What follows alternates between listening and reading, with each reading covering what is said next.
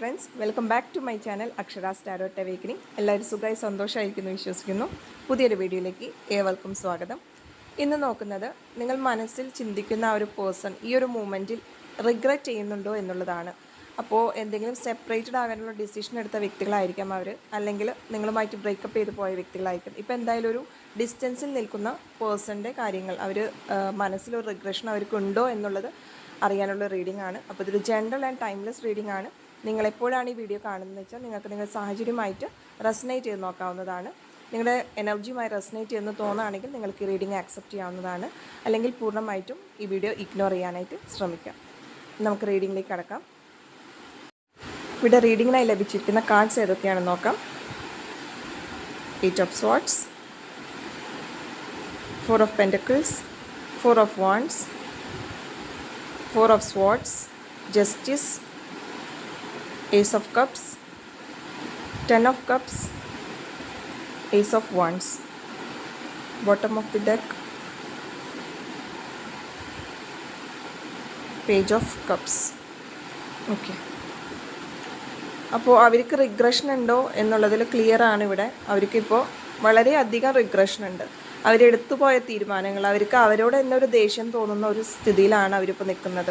ഈ ഒരു തീരുമാനം വളരെ റോങ് ആയൊരു അവരുടെ ഒരു ലൈഫിലെ മൂവ് ആയിരുന്നു എന്ന് അവർക്ക് പൂർണ്ണമായിട്ടുള്ള ബോധ്യം ഇപ്പം ഉണ്ട്.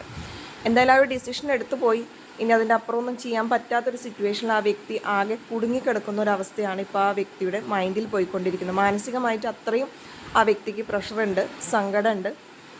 എന്തായാലും ആ വ്യക്തിക്ക് 100% അവരെടുത്ത തീരുമാനം, നിങ്ങളുമായിട്ടൊരു സെപ്പറേഷൻ അല്ലെങ്കിൽ നിങ്ങളുമായിട്ടൊരു ഡിസ്റ്റൻസ് എന്നൊരു തീരുമാനം അവരെടുത്തത് പൂർണ്ണമായിട്ടൊരു 100% തെറ്റായിരുന്നു എന്നവർക്ക് നല്ല ധാരണയുണ്ട് ഇപ്പോൾ. മാത്രമല്ല ഇപ്പോൾ ആ വ്യക്തി എന്ന് പറയുന്നത് ഒരുപാട് കാര്യങ്ങളെ തീരുമാനങ്ങളെടുത്ത് തെറ്റാണെന്ന് അവർക്കറിയാം. പക്ഷെ അവരതിനൊക്കെ സപ്രസ് ചെയ്യാനായിട്ട് ശ്രമിച്ചുകൊണ്ടിരിക്കുകയാണ്. അതായത് അത് മൈൻഡിലേക്ക് വരുമ്പോൾ അതിനെ ഡൈവേർട്ട് ചെയ്ത് പോകാൻ, അല്ലെങ്കിൽ അവർക്ക് ആ തീരുമാനത്തിൻ്റെ പേരിൽ അവർക്ക് ഉണ്ടാകുന്ന വിഷമം മറ്റുള്ളവരായിട്ട് എക്സ്പ്രസ് ചെയ്യാൻ അവർ തയ്യാറല്ല. ഇപ്പോഴും ആ വ്യക്തിക്ക് അവരുടെ ഈഗോനെയാണ് കുറച്ചും കൂടി ആ വ്യക്തി മുൻതൂക്കം കൊടുക്കുന്നത്. ആ ഒരു ഈഗോ വിട്ട് കളിക്കാൻ അവർ തയ്യാറല്ല. അപ്പോൾ മേ ബി ആ പേഴ്സണ് ചിലപ്പോൾ ചെറിയൊരു മിസ്അണ്ടർസ്റ്റാൻഡിങ് ആയിരിക്കാം. പക്ഷെ അത് അവർ ഈഗോൻ്റെ പേരിൽ കുറേ സീൻസ് ക്രിയേറ്റ് ചെയ്തതായിരിക്കാം. അതിൻ്റെ പേരിൽ ഈ തീരുമാനത്തിൽ പോകാനായിട്ടാണ് സാധ്യത. എന്തായാലും ആ വ്യക്തി നിങ്ങളുമായിട്ടുള്ളൊരു മൂമെൻറ്റ്സ് അല്ലെങ്കിൽ ആ ഒരു ലൈഫിൽ ആ ഒരു പാർട്ട് ഒരുപാട് ആലോചിക്കുന്നുണ്ട് ആ വ്യക്തിയെ സംബന്ധിച്ച്. പലരുടെയും ലൈഫിൽ ഈ ഒരു റിലേഷൻ എന്ന് പറയുന്നത് ചിലപ്പോൾ ഒരു സെലിബ്രേഷനിലേക്കൊക്കെ പോകാൻ നിന്ന റിലേഷനായിട്ടാണ് കാണുന്നത് ഇവിടെ.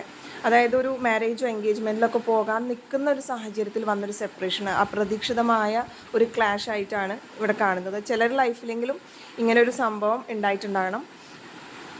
മാത്രമല്ല ഇപ്പോഴത്തെ ആ ഒരു സിറ്റുവേഷൻ, ഇപ്പോഴത്തെ ആ ഒരു വ്യക്തിയുടെ ഒരു കറൻറ്റ് എനർജി എന്ന് പറയുന്നത് ആ വ്യക്തി ഇപ്പോൾ ഒരു ശാന്തമായി ഇരിക്കുക എന്നുള്ളതാണ്. അതായത് ആ വ്യക്തി ഇപ്പോൾ ഒരു ആക്ഷൻ എടുക്കാൻ തയ്യാറല്ല. അവർക്ക് സാഹചര്യം അറിയാം, തെറ്റ് പറ്റിയതാണെന്നറിയാം.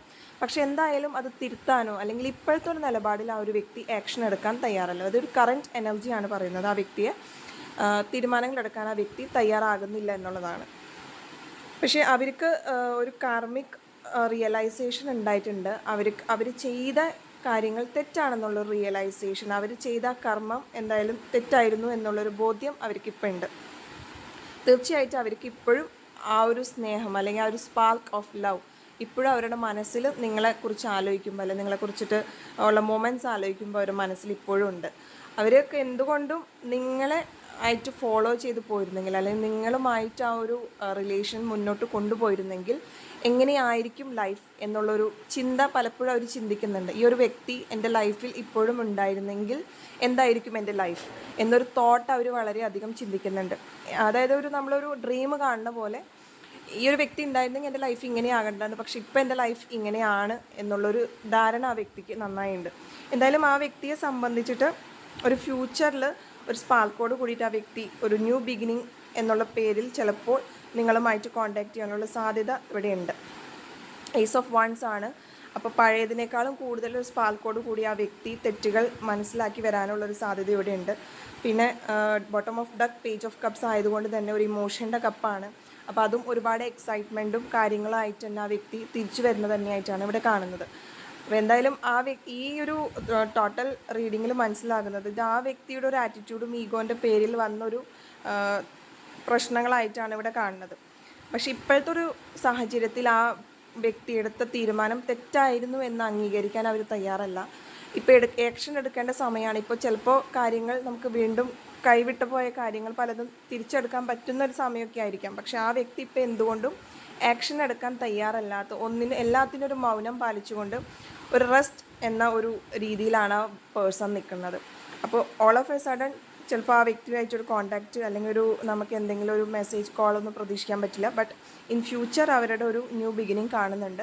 അപ്പോൾ അതുകൊണ്ട് തന്നെ മേ ബി നിങ്ങളുമായിട്ടൊരു കോൺടാക്റ്റിനോ അല്ലെങ്കിൽ അവർക്ക് പറ്റിയ ആ തെറ്റ് തുറന്നു പറയാനുള്ളൊരു മനസ്സ് ആ വ്യക്തി ഇവിടെ കാണിക്കാനുള്ളൊരു സാധ്യത ഏറെയാണ്.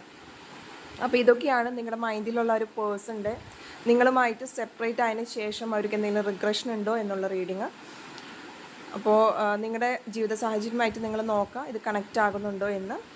നിങ്ങളുടെ ലൈഫുമായിട്ട് കണക്റ്റ് ചെയ്യുന്ന റീഡിംഗ് ആണിതെങ്കിൽ തീർച്ചയായും കമൻറ്റ് സെക്ഷനിൽ രേഖപ്പെടുത്താൻ മറക്കരുത്. ആദ്യമായിട്ടാണ് നിങ്ങൾ ചാനൽ കാണുന്നതെങ്കിൽ ലൈക്ക് ചെയ്യാനും സബ്സ്ക്രൈബ് ചെയ്യാനും കമൻറ്റ് ചെയ്യാനും മറക്കരുത്. മറ്റൊരു പുതിയ വീഡിയോയുമായി കാണുന്നത് വരെ എല്ലാവർക്കും ഒരു ശുഭദിനം നേരുന്നു.